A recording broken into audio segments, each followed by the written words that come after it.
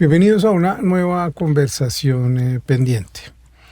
Después de las elecciones que ocurrieron el pasado domingo, también es tiempo de empezar a hacer nuevos análisis, y creo que hoy tengo el gusto de tener aquí a una persona que admiro, que he conocido hace ya varios años, que ha hecho de la política un ejercicio de mostrarnos un país que en estas elecciones se movilizó y al cual de alguna u otra manera quiero convocar hoy y entender hoy para que todos entendamos. Gracias al exministro, exembajador y hoy militante de la causa liberal histórica, Guillermo Rivera. Gracias por estar aquí en Conversaciones Pendientes.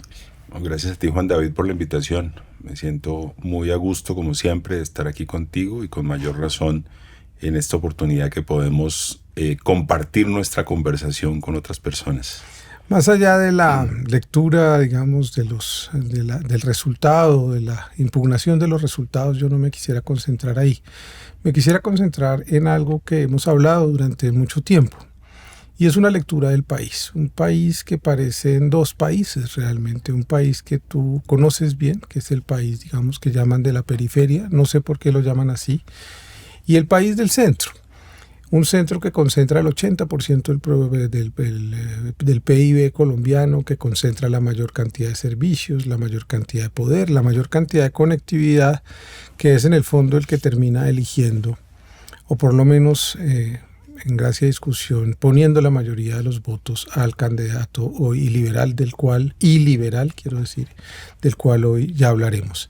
¿Cómo es tu lectura de esos dos países, de esos territorios que se movieron por la vida, por la Alianza por la Vida, con causas mucho más sociales, y ese otro país que parece concentrar todavía un proyecto de país algo excluyente, o en todo caso no creyendo en el proyecto de vencer esta desigualdad histórica tan brutal que tenemos?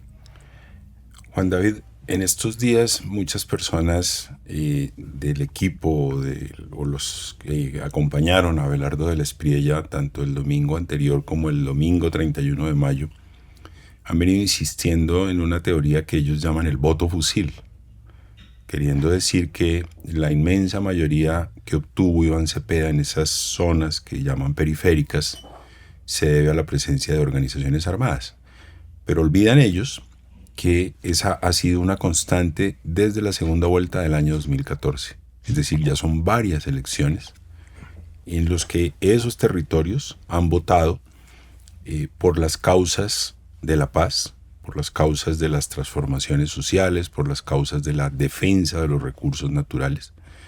Si revisas la segunda vuelta, los resultados de la segunda vuelta del año 2014, cuando Juan Manuel Santos derrotó a Óscar Iván Zuluaga, después de que Óscar Iván Zuluaga había ganado la primera vuelta, esos territorios votaron así como votaron el pasado domingo, en proporciones de 80-20%, en proporciones de 90-10%, y esa misma proporción se repitió 2 años después en el plebiscito, cuando el plebiscito por la paz. Y se repitió 2 años después cuando Gustavo Petro compitió con Iván Duque por la presidencia de la República. Y se repitió 4 años después cuando Gustavo Petro ganó la presidencia. Es decir, estamos hablando de 4 o 5 elecciones en serie en que esos territorios están expresándole al país su deseo, su anhelo de ser parte de esta nación. Es que de ese tamaño es.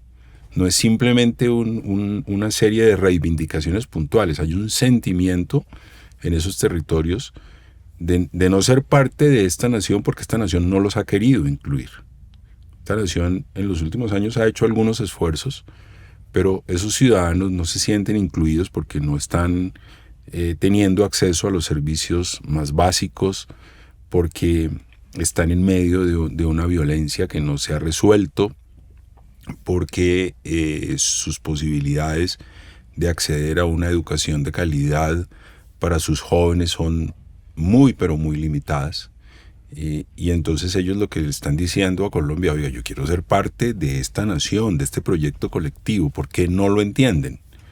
Y cada vez más esos territorios están convirtiéndose en un colectivo importante para la decisión nacional. Eso no ocurría antes, era absolutamente marginal. Entonces no puede ahora hacer carrera la idea de que simplemente los actores armados son los que imponen las decisiones. Yo recuerdo incluso cuando era ministro y estábamos promoviendo la reforma a la Constitución que le permitiera a las víctimas elegir a sus representantes a la Cámara en esos mismos territorios, y el Centro Democrático estableció con sus voceros en el Congreso la narrativa de que esas eran unas curules adicionales para las FARC. Y nosotros les insistíamos en que las FARC, una vez desarmadas, no iban a tener ningún tipo de importancia política en esos territorios. Y así ocurrió. El Partido Comunes no obtuvo votaciones significativas en esos territorios. Las obtuvo en aquella época el Polo Democrático, el Partido Verde, y luego pues el pacto histórico recogió, digamos, de alguna manera ese sentimiento. Eso quiere decir que son personas que tienen una serie de anhelos de ser parte de una nación que en el centro del territorio ha logrado, digamos, un estándar importante de desarrollo, y ellos quieren sentirse parte de este proyecto colectivo. Me parece que esa es la lectura que habría que darle a ese resultado electoral, que no es de ahora, que viene desde el 2014. Tú tienes autoridad moral, vital, porque tú naciste, creciste en el Putumayo. Tu madre es una educadora, es alguien que se ha empeñado por darle una dignidad a la Amazonía, al lugar de donde provienes, reivindicar un origen y un poco vencer esa idea de ese centro del país que cree que desde la vorágine todo eso son selvas que hay que desmontar y volver potreros y útiles para otras cosas, para desarrollar económicamente el país, obviamente haciendo una generalización un poquito exagerada, pero parte del país cree eso. ¿Cómo es esa mirada desde allá? ¿Cómo es la mirada de un niño como tú, de una familia que crece en un departamento que hace 40 años, pues me imagino que la distancia era aún 1000 veces mayor que la que hay hoy? Pues yo diría que he visto crecer esos territorios en conciencia colectiva. Hace 40 años la única conexión que tenía el Putumayo con el resto del país era a través de Pasto, atravesando una carretera que hoy existe todavía, que pasa por la cordillera de los Andes, pero una carretera en unas condiciones realmente muy, muy riesgosas para quienes transitan por ella. Que de hecho le pusieron un nombre el trampolín especial. De la muerte, le dicen. Sí.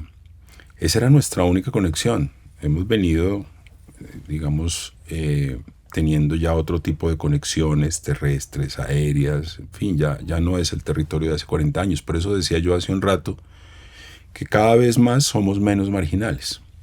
Pero ha sido toda una lucha porque la nación entienda el significado de esos territorios y entienda que el proyecto de nación nos tiene que involucrar a todos. Es que la Amazonia colombiana representa el 42% del territorio nacional, casi la mitad. Y la mayoría de los colombianos no lo saben. No tienen esa dimensión en su conciencia. Entonces yo creo que estos territorios, y yo me atrevería a decir, desde luego debo tener un sesgo ahí, yo creo que Putumayo en el universo de los territorios amazónicos de Colombia es el que va a la vanguardia. Y lo digo inclusive por los resultados electorales.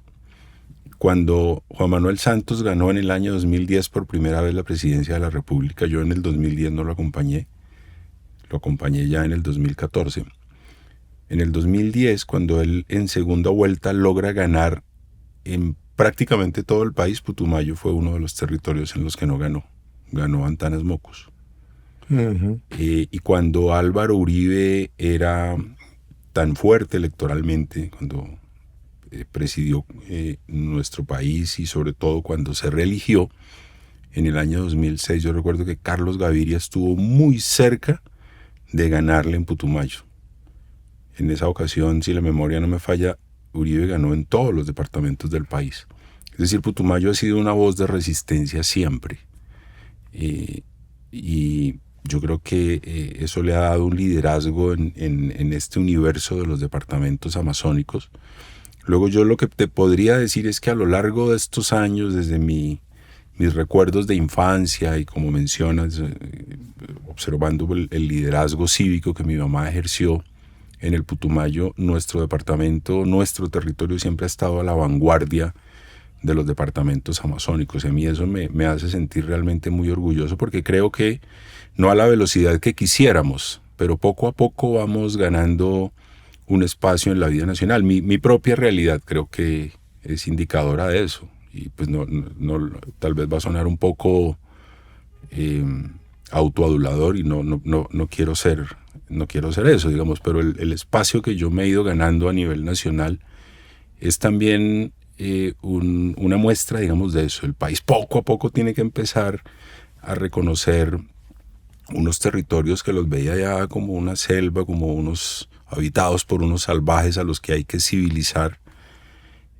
Hay una historia que a mí me parece conmovedora, y es que en 1968, yo no estoy hablando de hace muchísimo tiempo, en 1968 la comisaría del Putumayo aspiraba a ser intendencia, digamos, era un poco el ascenso de la organización territorial que tenía el Estado colombiano en ese entonces.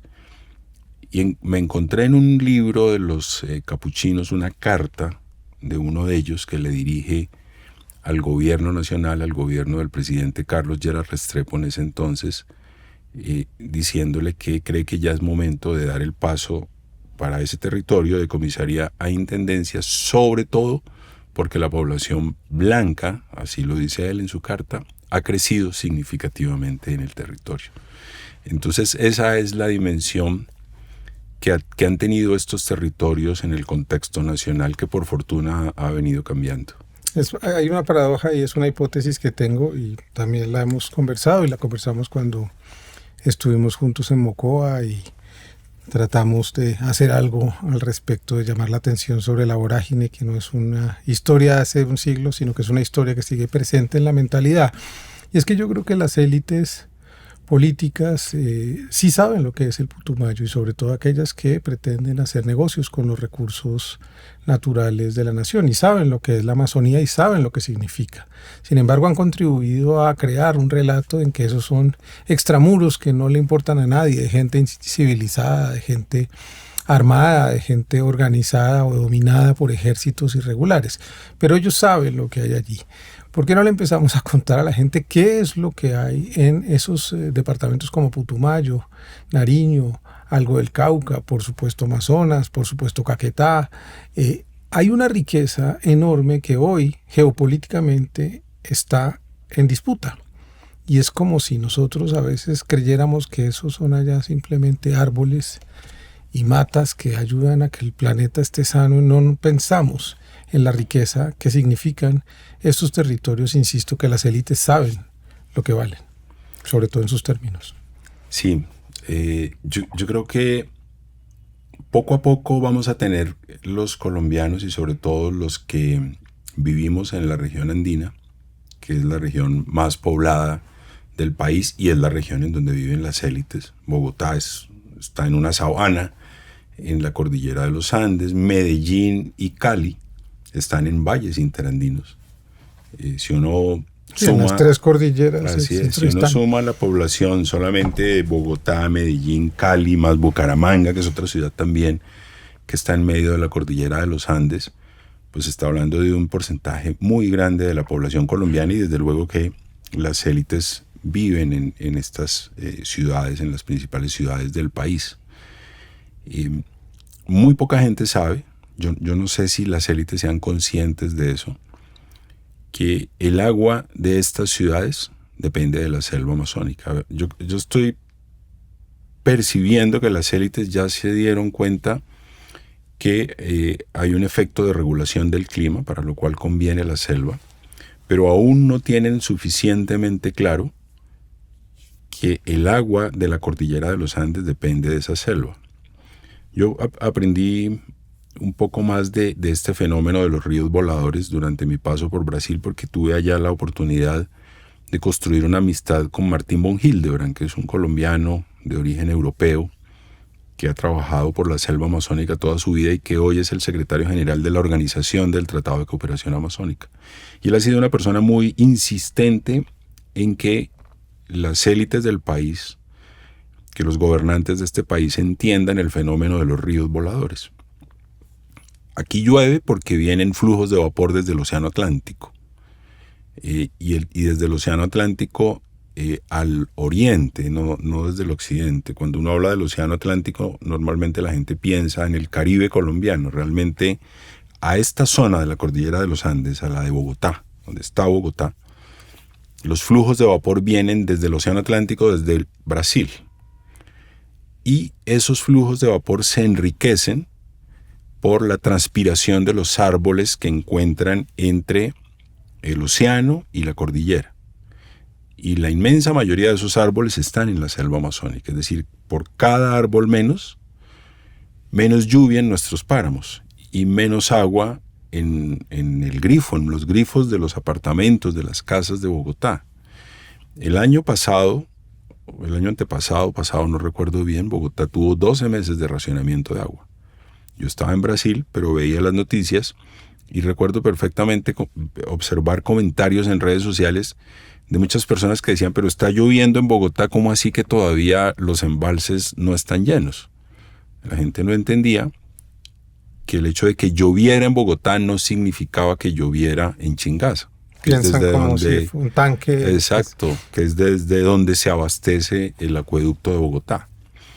Entonces, en la medida en que el agua empiece a escasear, y es muy probable que ocurra en la zona andina, incluida Bogotá, pues las élites de este país y los ciudadanos de este país andino van a tener que entender que la conservación de esa selva, que el reconocimiento de las comunidades indígenas que desde hace miles de años aprendieron que hay que convivir con esa selva, no acabarla, y que también la mayoría de los habitantes de esos territorios, y por eso la votación del domingo anterior en esos territorios, entendieron que la mayor riqueza no es el petróleo que seguramente existe en el subsuelo, no es el oro que seguramente existe en el subsuelo, sino el agua, y que los árboles son fundamentales para el agua, y que la biodiversidad puede ser también una fuente de riqueza en el mediano o largo plazo, no solamente para esos territorios, sino en general para el país.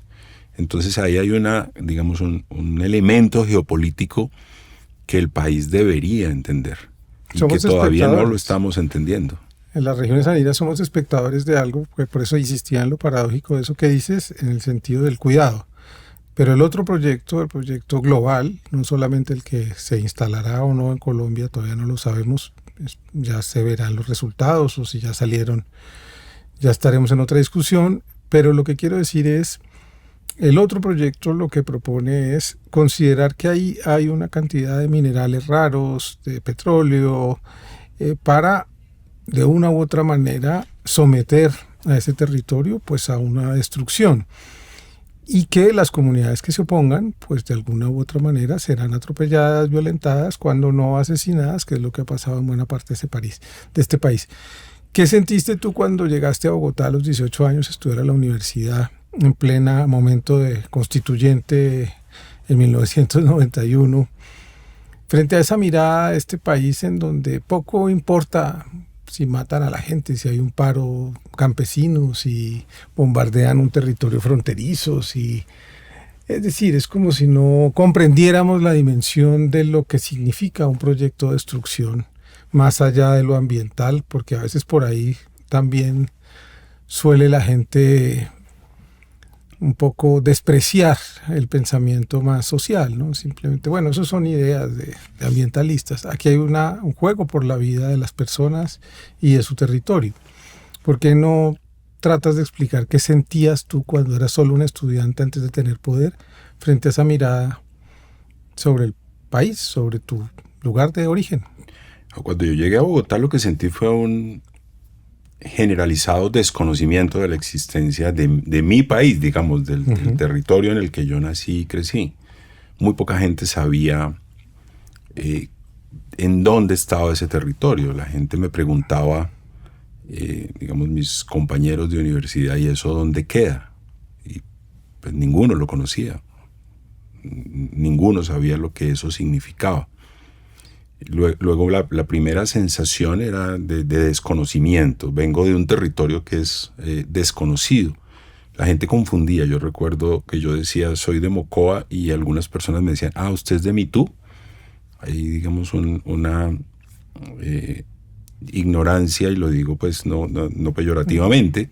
No, es lo equivalente a decir Colombia, Ecuador, o sí, es como lo mismo, ¿no? Pues las colonialidades. Era una ignorancia y una idea, digamos, muy, muy equivocada de la realidad de la Amazonia colombiana. Pero también debo decir que yo diría que fue un momento muy paradójico de la historia, ¿no? Un momento muy complejo por la violencia que se estaba viviendo a finales de los años 80, pero también la esperanza que surgió luego de ese gran consenso que terminó en la expedición de la Constitución de 1991. Y en esa Constitución se tomó una decisión que fue muy importante, y esa decisión consistió en convertir a las antiguas intendencias y comisarías en departamento, y en darle a los gobernantes locales, a todos en general, las mismas competencias, entre quien podía ser el gobernador de Cundinamarca, que era el departamento, pues por estar en el entorno de la capital más importante del país, o el de Antioquia, por lo que significa Antioquia en términos de riqueza, en fin, con el del Putumayo o con el del Amazonas. Y también recuerdo, tengo hasta una fotografía mía llevándolo, porque yo lo invité a la universidad, yo estudié Derecho en el externado, a Lorenzo Muelas, al taita Lorenzo Muelas, que fue constituyente, y era toda una novedad que los pueblos indígenas tuviesen una representación en una corporación en ese momento, en la que estaba ni más ni menos que redactando la nueva Constitución.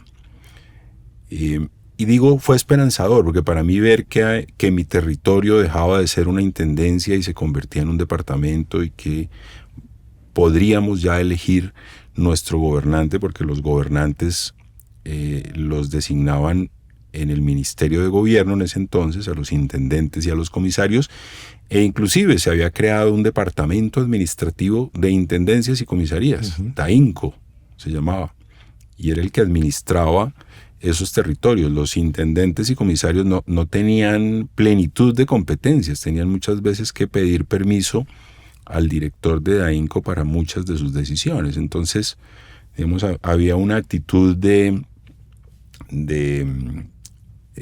reconocimiento institucional de minoría de edad, claramente. Eso cambió con la Constitución del 91. Creo que cuando se desarrolló la Asamblea Nacional Constituyente no había todavía una conciencia ambiental como por fortuna empieza a darse hoy. Y a lo mejor no se tomaron algunas decisiones en esa Asamblea Nacional Constituyente que habrían sido muy importantes. Cuando yo siempre he dicho públicamente que no estoy de acuerdo con la idea de la Asamblea Nacional Constituyente, y no lo estoy porque creo que no hay un momento político de consenso, que fue lo que sí hubo en el 91. Pero sí rescato algo que ha dicho el presidente Petro en materia de asuntos pendientes, digamos, de la Constitución del 91, y es justamente ese. Es lograr que lograr que el país y sus instituciones asuman una responsabilidad con unos territorios que tienen unos ecosistemas estratégicos, con unos territorios que por fortuna no tienen la densidad demográfica de los territorios andinos, porque si tienen esa densidad demográfica lo que termina es destruyéndose ese ecosistema, pero la distribución de recursos desde la nación hacia los territorios en Colombia se hace sobre la base del número de pobladores, y en esas condiciones pues estos territorios reciben muchísimo menos que lo que reciben las regiones más pobladas del país. Entonces yo creo que esa dimensión le quedó, es una tarea pendiente, digamos, de nuestro régimen constitucional, y desde esa perspectiva digamos que no estoy de acuerdo con la idea de una Asamblea Nacional Constituyente, pero sí estoy de acuerdo con un ajuste constitucional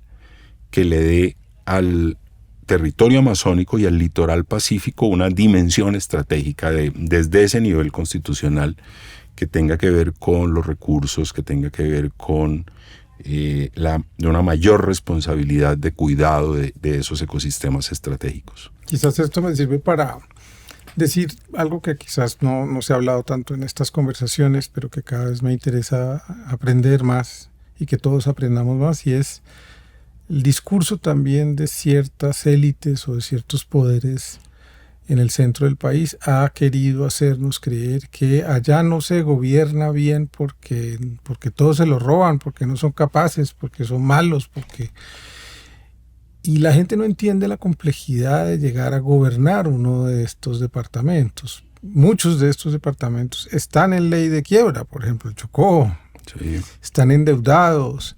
La manera de recibir a estos gobernadores o gobernadoras en el centro del país no es la misma que a los gobernadores de otros departamentos andinos.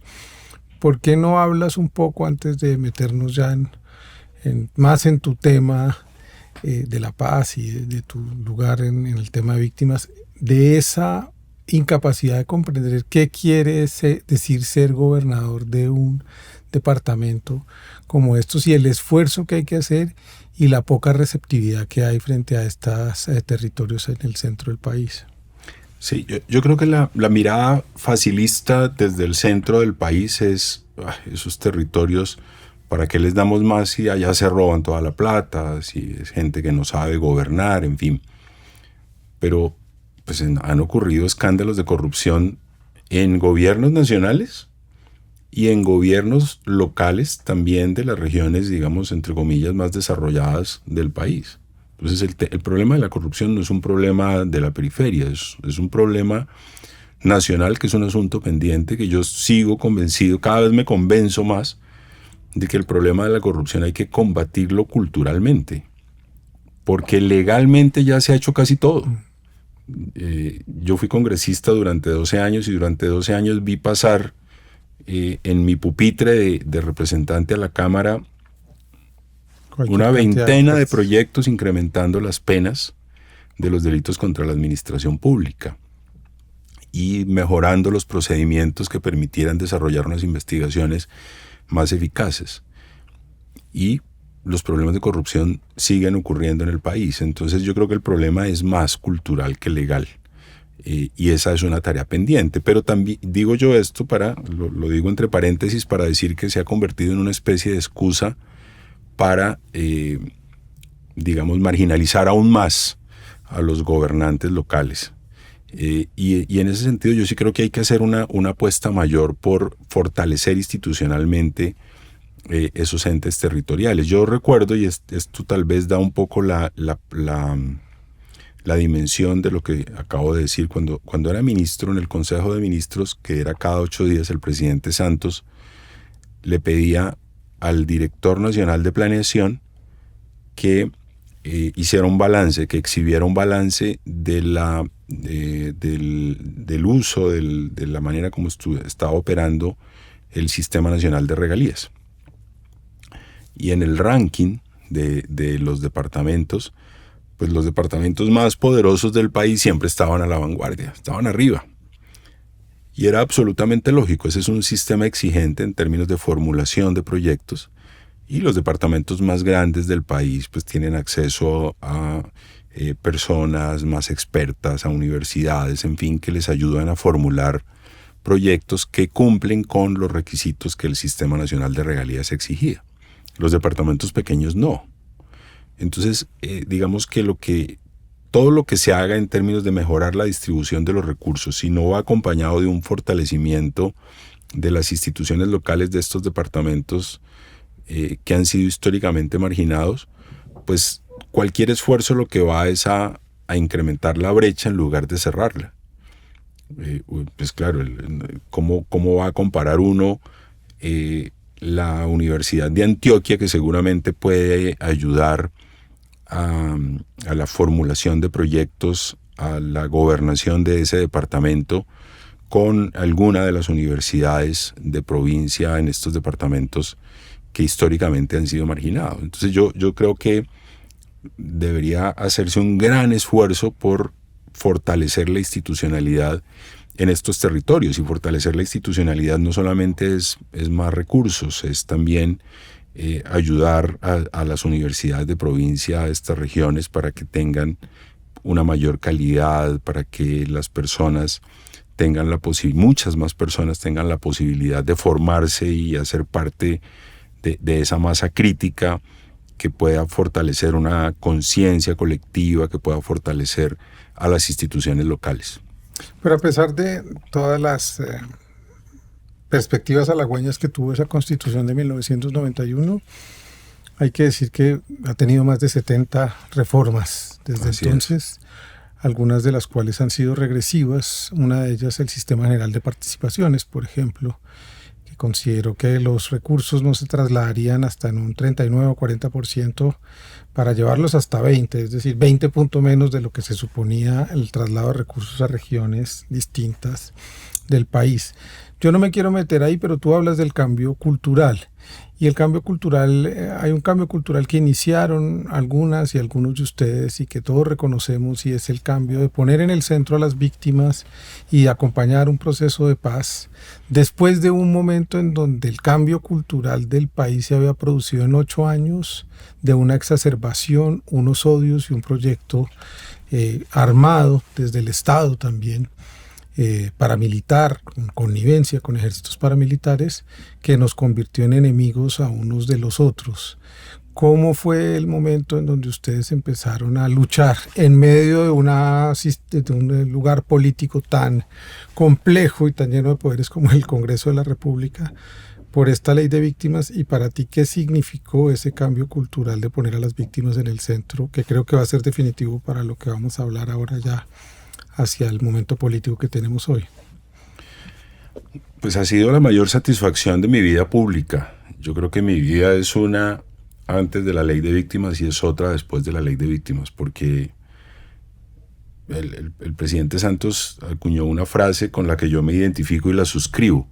Él dijo cuando sancionó la ley de víctimas: si mi gobierno sirvió para esto, yo ya me doy por bien servido.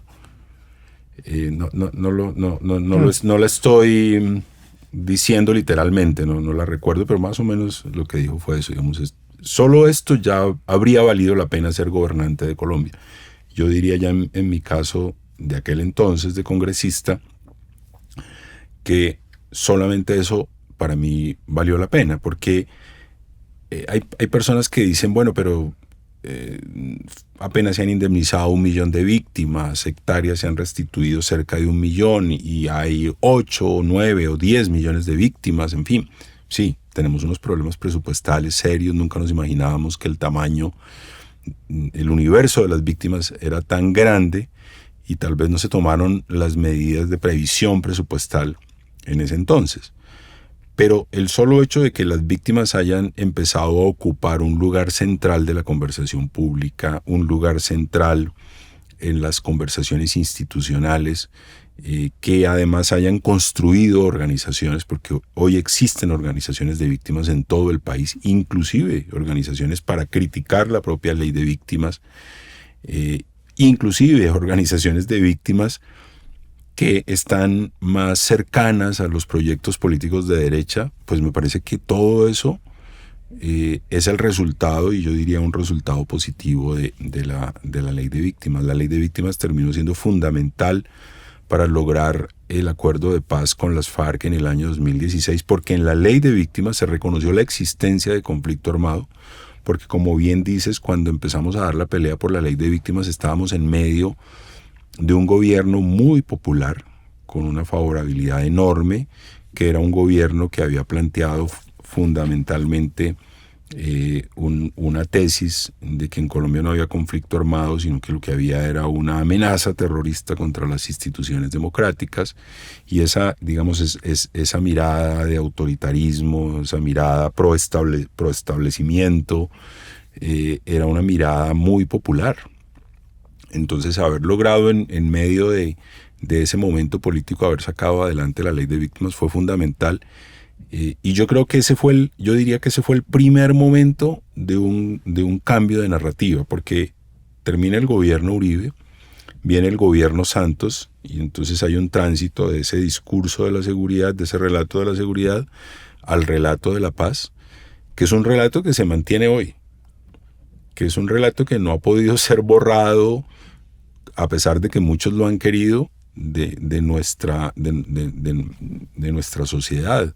Fíjate que Iván Duque gana la presidencia en el 2018, pero no logra borrar el relato de la paz. Logra hacer la trizas, pero... Sí, logra hacer trizas el acuerdo, pero no el relato. No en el imaginario no lo borra. Por fortuna luego viene Gustavo Petro. Veremos qué pasa ahora, pero cualquiera sea el resultado del escrutinio, claramente desde los números electoralmente hablando, estamos partidos por la mitad. Y cuando hay un fenómeno como ese, pues ese relato que defiende a la mitad de los colombianos no lo van a poder borrar. No lo van a poder borrar. Entonces, yo diría que la ley de víctimas fue el primer paso de la construcción de ese nuevo relato, que es un relato de resistencia, que es un relato de los derechos, que es un relato de la profundización de la democracia, que está muy, muy vigente. Entonces, por más que digan que ha sido un gran éxito la campaña de la derecha en este año y de sus estrategas y el marketing digital, en fin, puede ser cierto, pero de ninguna manera han logrado y no van a lograr borrar de la conciencia de al menos la mitad de los colombianos de que necesitamos la paz, de que necesitamos profundizar nuestra democracia, que necesitamos reconocer y traer al proyecto de nación a esos territorios que históricamente han sido marginados. Que si no tienen condiciones, mejores instituciones, no va a haber paz, por supuesto, porque en donde no hay institucionalidad, no hay Estado, no hay recursos, pues hay otros poderes fácticos, nos gusten o no nos gusten, pero la gente también aprende a vivir con esos poderes. Como dices tú, las FARC son una buena demostración que allí no tenían una base política muy grande porque no los votaron en su momento, pero pues sí tenían una organización que ayudaba a regular ciertas relaciones, que es un tema por el que evidentemente no nos vamos a meter. Tú vienes, imagínate esta perspectiva histórica tan importante para este momento, vienes de los sótanos de la casa de Nari, es decir, cuando hablar de víctimas era absolutamente un anatema, a tener una sociedad en donde casi 13 millones de personas apoyan esto. Pero hace 10 años, tú como viceministro del Interior y todo un grupo de gente que estaba apoyando el acuerdo de paz se enfrentaron a un momento muy similar. En 2016, a mi manera de ver muy equivocada por parte del expresidente Juan Manuel Santos, se somete la paz a un plebiscito.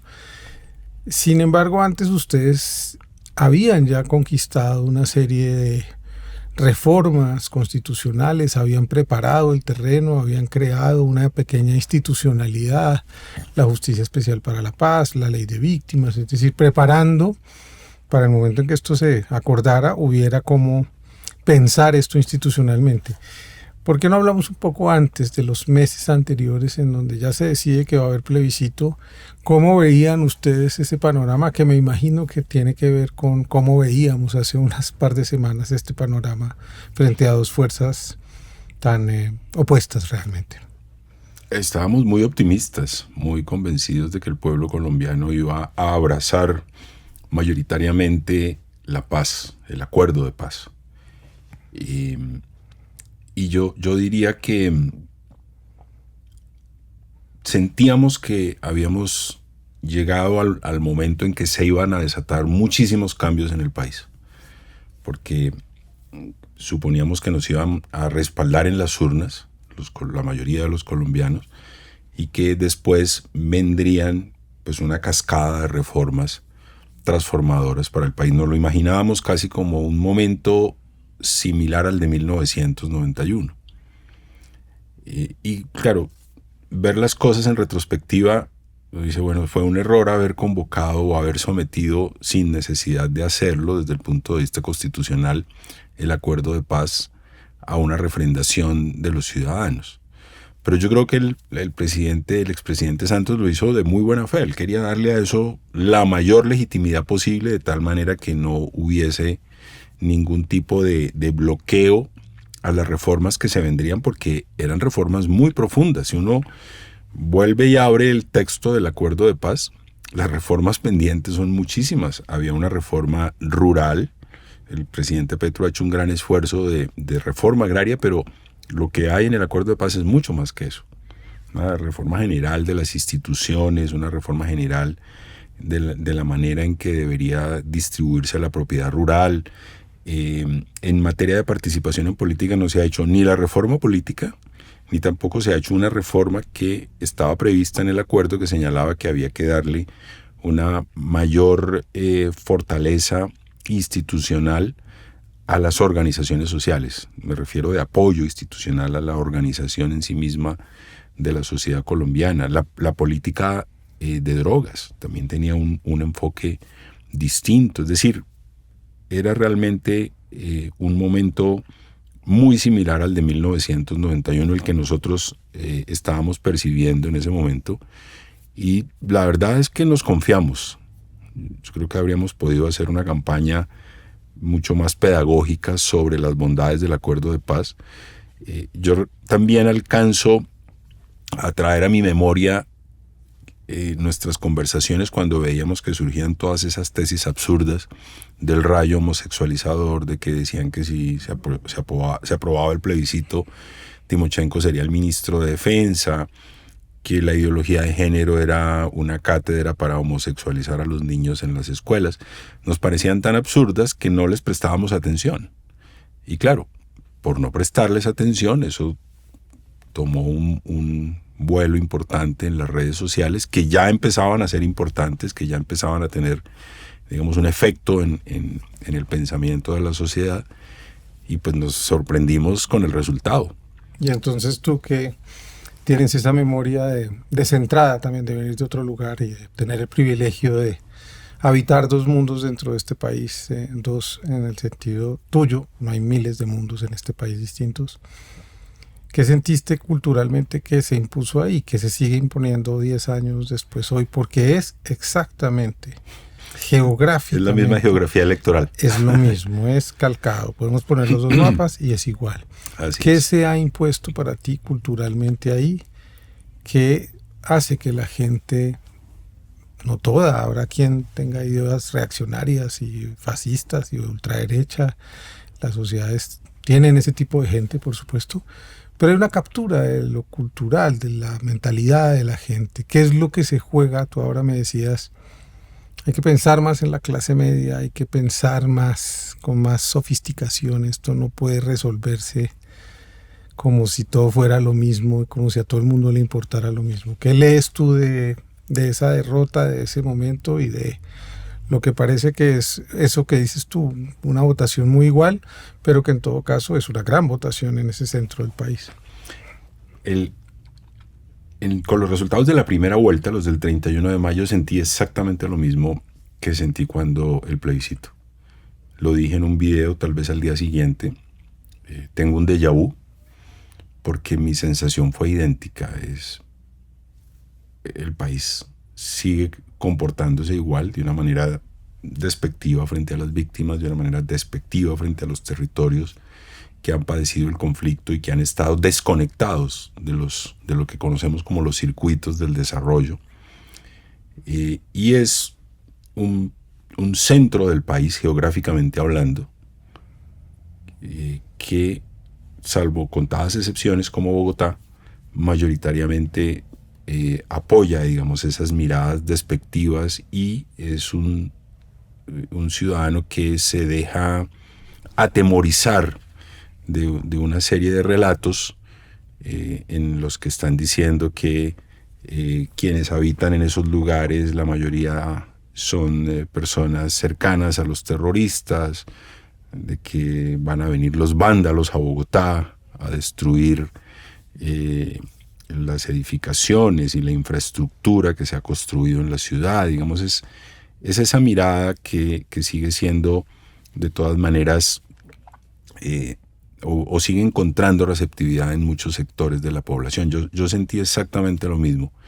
Pero también con los resultados de la segunda vuelta, yo recuerdo hace 2 semanas que quienes obtuvieron las mayorías en la primera vuelta empezaron a opinar como si ya hubieran ganado las elecciones, y entonces hablaban de unas diferencias enormes, y claro, uno no deja de atemorizarse con eso, pero siento también con los resultados de la segunda vuelta, estamos todavía sin conocer el veredicto de los escrutinios, pero con los solos resultados de la segunda vuelta, en medio de las frustraciones yo también tengo la tranquilidad, que era lo que te decía hace un rato aquí. La mitad del país sigue pensando en que es necesario profundizar la democracia, sigue pensando en que es necesario poner en el centro de la discusión pública a las víctimas, sigue pensando en que es necesario avanzar hacia los derechos, que es necesario corregir la desigualdad en este país, y eso para mí es un alivio.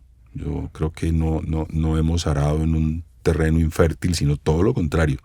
Es un terreno fértil porque el establecimiento de este país sigue estando del otro lado, salvo muy contadas excepciones. Sigue estando del otro lado. Entonces esa lucha va teniendo resultados importantes. Supongamos que el veredicto del escrutinio confirma los resultados del preconteo. Pues el gobernante, que ya sabemos todos cuál es, pues no puede imponer reformas. Claro, él tendrá unas competencias para presentar unas reformas, unas iniciativas, pero no las va a poder imponer, porque no solamente va a tener unos contrapesos en el Congreso importantes. El 8 de marzo quedó demostrado que la fuerza política más importante de este país es el pacto histórico, pero además tiene una ciudadanía, ¿no? Una ciudadanía que también funciona como un contrapeso. Y una ciudadanía que tiene cada vez más tribunas, porque una tribuna es la calle, pero también están las tribunas de las redes sociales. Es una ciudadanía, digamos, movilizada, y por movilizada no hay que entender solamente las calles. Me refiero a movilizada en términos de que es una ciudadanía que opina, que se expresa. Entonces no nos van a poder borrar en términos de un sector de la sociedad y en términos de las convicciones y de las aspiraciones que tiene ese sector de la sociedad. No la van a poder borrar. Yo, por ejemplo, no me imagino cómo prometieron o ofrecieron durante la campaña acabar la JEP. Yo creo que no lo van a poder hacer. Ofrecieron sacar al Estado colombiano del sistema interamericano y del sistema universal de Naciones Unidas. Yo creo que no lo van a poder hacer. ¿Y tú crees que no lo van a poder hacer porque tienes aún una confianza en ese mundo institucional, aún ante la evidencia de quien puso este presidente en gran manera fue el presidente de Estados Unidos, Donald Trump? Es decir, no estamos enfrentados a un proyecto autoritario mucho más global, grande, complejo, que en el fondo está proponiéndole al mundo la violación de todos los tratados internacionales, del Estado de Derecho, del multilateralismo. Es decir, estamos enfrentados a alguien que es capaz de creer en su propio delirio y hacer lo que está pensando, como invadir países, como promover guerras. Lo han hecho siempre, no estoy diciendo que no, pero había una especie de mascarada institucional, en todo caso unas formas, incluso en los gobiernos más autoritarios como los de Bush o los de Reagan, hay una especie de debate allá. Aquí hay un enfrentamiento también en ese país. ¿Cómo lees tú esa especie de subordinación que tendría el candidato hasta ahora, que se ha impuesto hasta ahora en el preconteo, frente a estos poderes globales que ya no son pequeñas élites locales tratando de gobernar con acuerdos institucionales o en todo caso de gobernar con lo que hay en el país? Tú que eres político y que conoces bien ese sistema político colombiano. No, yo creo que el pueblo colombiano es un pueblo que aprendió a resistir. Es un pueblo que también es consciente de que nadie le puede limitar el derecho de expresar su opinión. Y creo que buena parte de ese pueblo está representado en el Congreso. El pacto histórico obtuvo en el Senado 26 o 27 senadores, no recuerdo. Si a eso además le sumas aquellos que fueron elegidos por otras fuerzas alternativas, Eso da más de 30 senadores, que eso es mucho.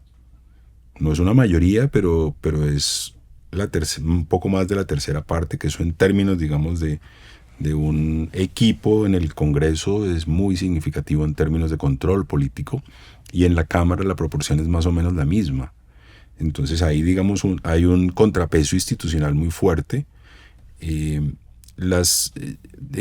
Colombia las cortes nunca han sido subordinadas. Yo tengo claro que a todos los presidentes las cortes les han bloqueado en el marco de sus competencias muchas iniciativas, pero también estamos los ciudadanos. Es que los ciudadanos tenemos siempre un rol que jugar. Entonces no va a ser un asunto de simplemente imposición. Yo siempre he dicho, no pudo Álvaro Uribe. Álvaro Uribe ganó en 2 ocasiones en primera vuelta, es decir, estuvo con unos porcentajes por encima en su segunda elección, creo que estuvo por encima del 60%. 62%. Más una favorabilidad que rondaba entre el 70 y el 80%.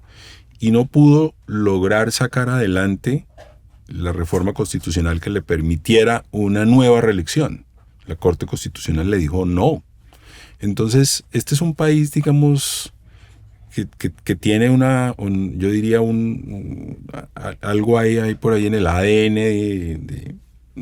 de procurar equilibrios, de procurar contrapesos, y yo confío mucho en eso, y repito, hay una ciudadanía muy movilizada y muy activa. Y frente al escenario internacional también hay que decir que la ley del péndulo también funciona en otros países. En Estados Unidos hay elecciones de medio periodo en noviembre. No sabemos qué pueda ocurrir en esas elecciones. Y luego en el 2028 pues habrá elecciones presidenciales, y el actual presidente no se podrá reelegir, pues porque ya la Constitución no le permite más de 2 periodos. Entonces, digamos, todo puede cambiar. Yo creo que no hay que verlo de manera tan desesperanzada. Esta realidad de hoy no hay que verla de manera tan desesperanzada. Yo creo que las cosas pueden cambiar. Nuestro relato sigue vigente, sigue siendo apoyado por la mitad de los colombianos, al menos por la mitad de los del censo electoral, que eso es muchísimo. Eso es muchísimo. Yo he pensado estos días, yo no, claro, el triunfo siempre llena de soberbia, y muchas personas creen que ganar una elección, que con una elección se gana todo. Yo en el caso de ellos, si se llegan a confirmar los resultados en el escrutinio, yo en el caso de ellos estaría bastante preocupado, porque es que ser elegido con menos del 1% es bien complejo. Tú te mueves, como nos movemos muchos, en capas medias altas de la sociedad. ¿Cómo invitar a la gente en que empecemos también una reflexión? Porque la fractura social en este país se está produciendo dentro de las mismas partes, digamos, de una sociedad donde se suponía que había unos diálogos, amables, o en todo caso informados, incluso frente al desacuerdo uno podía tramitarlo, pero parece que ahí también se están produciendo unas animosidades que incluso promueven ciertos comportamientos violentos. Lo estamos viendo en barrios en donde cualquier persona que haya trabajado en este gobierno o que haya participado de esta campaña está siendo estigmatizada, señalada. Yo nunca en mi vida, que crecí por aquí, le grité a nadie uribista, nunca he hecho ese tipo de cosas, pero ¿cómo crees también que hay que recuperar esa conversación? Porque creo que hay una rabia que creo que tenemos que empezar a solucionar si es que queremos ser una verdadera sociedad democrática y dar ejemplo, ¿no? Porque si nosotros mismos no podemos dar ejemplo, que nos creemos más educados, ¿cómo va a ser la gente si las señales no vienen de lugares que han tenido más privilegios y más oportunidades? Sí, yo creo que ahí tenemos un desafío, y es lograr movilizarnos y expresar nuestras ideas y oponernos también a muchas ideas, primero con muchísimo respeto por lo que piensa el otro, y segundo, sin violencia, porque también creo yo que esa violencia le resta legitimidad a un proyecto político. Yo incluso pensaría que algunas personas terminaron en esta elección, y a lo mejor en otras, votando más por miedos a ese tipo de situaciones, digamos, a los bloqueos violentos, a los discursos no argumentados, sino o a la exclusión del espacio rabiosos, social, digo, sí, aquí no vuelva. Aquí no vuelva, en fin, quien piensa distinto es mi enemigo, quien piensa distinto solamente merece mi insulto. No, yo creo que tenemos que hacer un esfuerzo por ser mucho más argumentativos. Y ese es un desafío. Yo creo que esa reflexión deberíamos hacérnosla ahora. Y yo destaco, por ejemplo, en el caso de Iván Cepeda, que ha llamado a la serenidad. Y creo que ese llamado a la serenidad ayudó mucho a que no ocurriera lo que muchos estaban diciendo que ocurriría. Eso es importante. Yo creo que eso nos da más legitimidad y nos da muchas más posibilidades de traer a este proyecto político a personas que por A o B razón no estuvieron. Y aquí me refiero mucho a la clase media bogotana. Yo creo que a la clase media bogotana y en general a las clases medias de las grandes ciudades hay que tratar de atraerlas, porque yo aquí tengo una reflexión que siempre se la escuché a mi padre. Mi padre ha sido un comerciante durante la mayor parte de su vida y él decía, que era un comerciante en un pueblo chiquito, él veía prosperar a otros comerciantes o a otras personas que terminaban en emprendimientos comerciales. Él decía, a mí me alegra que muchas más personas salgan adelante, porque a mí me va mejor. A mí me va mejor si a otros les va también bien, porque así funciona el mercado. Y yo diría que muchos empresarios de distinto nivel deberían entender eso, que es sentido común. Si esta sociedad es cada vez menos desigual, y ojalá dejase de ser desigual, si los ciudadanos que están por debajo de la línea de la pobreza salen de ella, pues una sociedad de una clase media cada vez más grande, pues es una sociedad que más consume, que tiene mayor capacidad de consumo, de adquisición de bienes y servicios, y eso para un empresario pues es el mundo ideal.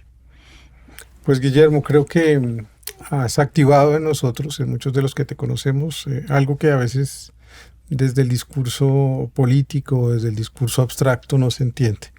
Y es que si entendiéramos que al ayudar a quienes más lo necesitan, como ocurre en la vida, los pueblos africanos van detrás de los niños, no van adelante, los niños van adelante de los más frágiles porque los tienen que acompañar si se caen, si se cansan, si entendemos eso, yo creo que el país obviamente va a tener una oportunidad, y yo creo que la parábola de tu propia vida enseña que la historia es un péndulo y que esto es un ciclo y que vendrán tiempos para la organización y vendrán tiempos quizás para gobernar una vez más con un sentido distinto. Así que gracias por estar aquí en Conversaciones Pendientes. No, gracias a ti. Ha sido una conversación muy agradable. Y ustedes busquen los libros de Guillermo. Escribió un libro sobre el gobierno de Iván Duque, se llama Entre trizas y risas, o Entre risas y trizas. Entre trizas y risas. Entre trizas y risas. Y una novela hace unos pocos meses. ¿Cómo se llama la novela? Se llama La piel de la revolución. Sí, esa la lanzamos en agosto del año pasado. Entonces ahí están esos dos libros, La piel de la revolución y Entre trizas y risas, de Guillermo Rivera. Un hombre que viene del Putumayo, que lleva muchos años en nuestra vida política y que es uno de los responsables, gracias a muchos otros, de la ley de víctimas en Colombia y del ecosistema de la paz que seguiremos defendiendo. Nos vemos en la próxima Conversación Pendiente. No queremos tener la razón, pero sí llenarnos de razones y seguir con esperanza. La vida continúa, la vida se hace todos los días. Chao, chao.